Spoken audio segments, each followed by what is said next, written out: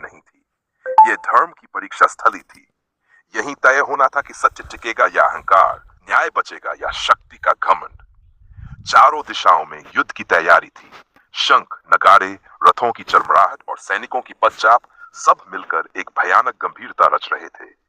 हस्तिनापुर में बैठे अंधे राजा धृतराष्ट्र के मन में बेचैनी थी। उन्होंने संजय से पूछा, हे संजय, धर्मक्षेत्र कुरुक्षेत्र में मेरे पुत्रों और पांडु के पुत्रों ने क्या किया? यह प्रश्न केवल हालचाल का नहीं था, इसमें पिता का मोह, राजा का भय और अधर्म का अज्ञान सब छिपा था। संजय, जिन्हें महर्षि वेदव्यास से दिव्य दृष्टि प्राप्त थी, युद्ध भूमि का दृश्य देखने लगे। कौरव पक्ष की आशंका संजय बताते हैं कि दुर्योधन अपनी विशाल सेना को देखकर भी आश्वस्त नहीं है। वह जानता है कि संख्या और शस्त्र सब कुछ नहीं होते। उसके मन में एक डर है, धर्म का डर। वह द्रोणाचार्य के पास जाकर पांडवों की सेना की प्रशंसा करता है। बाहर से यह रणनीति लगती है, भीतर से यह असुरक्षा है। वह अपने पक्ष के योद्धाओं भीष्म, कर्ण, कृपाचार्य का नाम ले लेकर स्वयं को ढाढ़स देता है। भीष्म पितामह शंखनाद करते हैं। वह शंखनाद कौरवों में उत्साह भर देता है, लेकिन साथ ही यह भी संकेत है कि अब पीछे हटने का मार्ग नहीं है। पांडव पक्ष और अर्जुन की दृष्टि उधर पांडवों की सेना में भी शंखनाद होता है। कृष्ण का पांचजन्य, अर्जुन का देवदत्त, भीम का पौंड, मानो देवताओं ने स्वयं युद्ध का आह्वान किया हो। इसी समय अर्जुन, जो अब तक स्थिर खड़े थे, श्री कृष्ण से कहते हैं, हे अच्युत, मेरा रथ दोनों सेनाओं के बीच ले चलो। मैं देखना चाहता हूं कि युद्ध के लिए कौन कौन आया है। श्री कृष्ण रथ को बीचों बीच ले जाते हैं, ठीक वहीं जहां सत्य और भ्रम आमने सामने होते हैं। मोह का पहला स्पर्श जैसे ही अर्जुन की दृष्टि दोनों ओर जाती है, उसका मन बदलने लगता है। सामने उसे अपने ताऊ भीष्म दिखते हैं, जिन्होंने उसे पुत्रवत स्नेह दिया। गुरु द्रोणाचार्य दिखते हैं, जिनके चरणों में बैठकर उसने धनुर्विद्या सीखी। अपने भाई, मामा, मित्र सब शस्त्र उठाए खड़े हैं। अर्जुन का हृदय भर आता है, हाथ कांपने लगते हैं, मुख सूख जाता है, आंखों में आंसू आ जाते हैं। गांडीव धनुष हाथ से फिसल जाता है। अर्जुन का विषाद। अर्जुन कहते हैं, हे कृष्ण, अपनों को मारकर मैं कौन सा सुख पाऊंगा? राज्य, विजय और वैभव सब व्यर्थ है यदि इसके लिए मुझे अपने ही लोगों का वध करना पड़े। वे आगे कहते हैं, मेरे अंग शिथिल हो रहे हैं, मन भ्रमित है, मैं युद्ध में कोई शुभ फल नहीं देखता।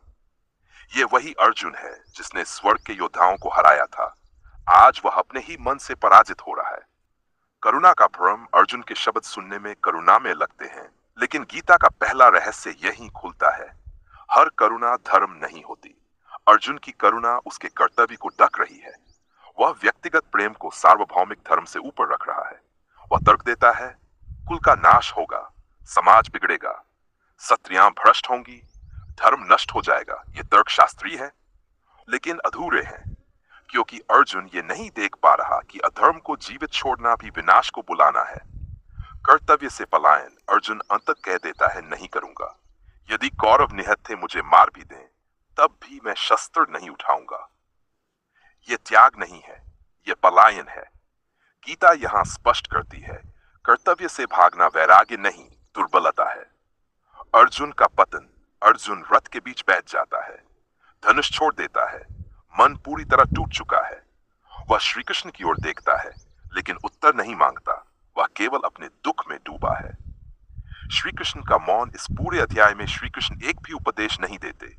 यह मौन अत्यंत महत्वपूर्ण है, क्योंकि जब तक शिष्य का अहंकार और भ्रम पूरी तरह बाहर नहीं आ जाता, तब तक ज्ञान भीतर नहीं उतरता। गीता का दर्पण। अर्जुन कोई अकेला योद्धा नहीं है। वह हर मनुष्य है जो सही जानता है फिर भी निर्णय नहीं कर पाता, जो भावनाओं में फंसकर धर्म भूल जाता है, जो संघर्ष से डरकर पीछे हटना चाहता है। कुरुक्षेत्र बाहर नहीं है, वह हमारे भीतर है। कौरव और पांडव हमारे दोष और गुण है, और अर्जुन का विषाद हमारा अपना विषाद। अध्याय का सार। अर्जुन विषाद योग हमें सिखाता है कि जान से पहले पतन आता है, प्रकाश से पहले अंधकार आता है, और सही मार्ग दिखाने से पहले मनुष्य को अपनी कमजोरी स्वीकार करनी पड़ती है। यही पहला अध्याय समाप्त होता है।